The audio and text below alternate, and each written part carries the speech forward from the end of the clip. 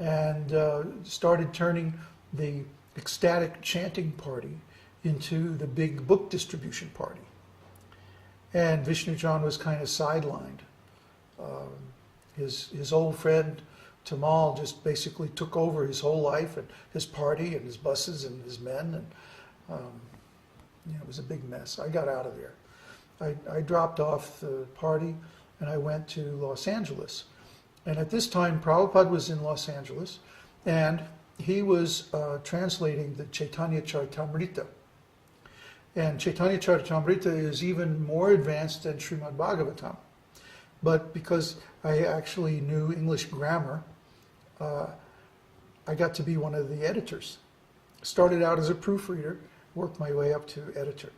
So I was editing the final volumes of Madhya Lila and the 5 volumes of Antya Lila of Chaitanya Charitamrita. And this is really heady stuff. I mean, this was like even beyond nectar of devotion as far as the elevation of the subject matter. And I would have to say this permanently changed my vision of Krishna consciousness from looking from the outside and seeing, oh, there's all these rules and regulations, and there's all these mantras and rituals, and then you have to do this and do that, and follow this form and this procedure and this, this external view of how you be a devotee by doing things with your body. And it gave me the internal view that devotional service of Krishna consciousness is really about your personal relationship with Krishna, face to face with God, which is exactly where I wanted to go. See? So the way I interpret this is that Krishna satisfies the desires of his devotees. He really loves his devotees, and especially when their desire is to approach him, he facilitates that. In whatever way the devotee wants to serve him, whatever mood the devotee wants to love him, Krishna makes that possible somehow or other by his potency. So here I was. I had this long-standing desire to come face to face with God, but of course I had nothing, no background or no idea what that would entail. See? What are the requirements? What does it look like? How does it work? But this was all given in Chaitanya Charitamrita. So as I was reading, I was going like, wow, wow, wow, this is the stuff I've been looking for my whole life. And so this is the point that I wanted to make, that you can't understand this devotional service looking from the outside in. If you try to say, okay, it's a bunch of people chanting these funny mantras and singing these tunes and dancing around and doing all these rituals and reading all these strange Sanskrit books. If you try to look at it like that, you will never understand it. You have to understand it from the inside. And the inside, or the top, the outside or the ritual stuff, that's the bottom. Okay? You have to understand it from the top. And the top is when you actually come face to face with God and you actually discover your eternal relationship with God. And what is that all about?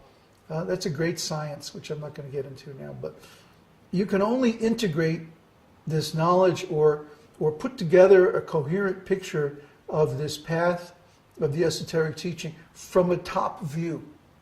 You can't do it from a bottom view. You can't take the pieces and build it up into the whole. You can only start from the whole and then deduce the pieces from that. See?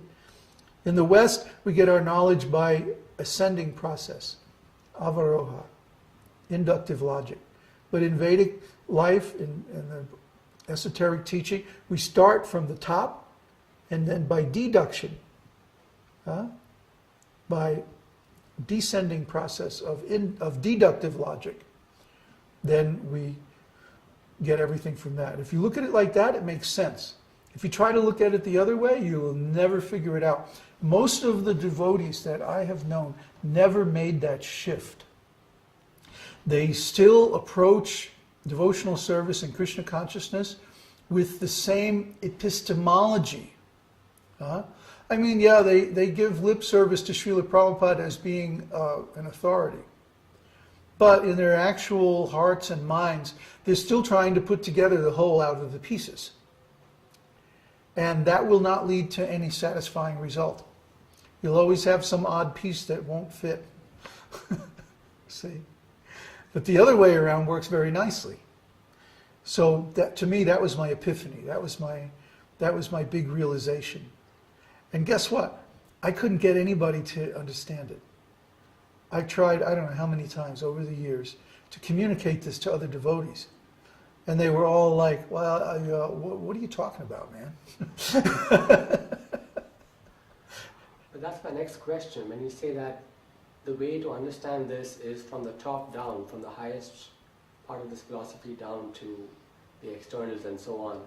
But as a devotee starting off on this path, how is someone supposed to understand this highest in the most subtle knowledge? Well, the thing you have to be aware of is that you can't come to a premature conclusion. You have to keep an open mind until you have read through all the literatures and gone through all the levels until you finally get to the top, which is called Rasa Tattva. Rasa Tattva means the understanding of the transcendental relationships between Krishna and his devotees. See? So you have to go through Sri Ishopanishad, Bhagavad Gita, Srimad Bhagavatam, Nectar of Devotion, Chaitanya Charitamrita, Brihad Bhagavatamrita, Jaiva Dharma, Ujjvala Nilamani, all of the Rasa Shastras. And you finally get this complete view of the whole thing from the top. Then you can integrate it and it will make a cohesive, unified whole on the platform of Rasa Tattva. If you try to integrate it on the platform of religion, if you try to integrate it on the platform of philosophy, if you try to integrate it on the platform of an esoteric path or esoteric teaching or a yoga system or even a system of meditation, it will not come together. It will not gel. You will always be left with hanging loose ends that will not resolve. You have to get all the way to the top, and the top is Rasa Tattva. This is the secret. This is why my God brothers failed. Why they failed as devotees, why they failed as disciples, why they failed to achieve self-realization. They didn't do this.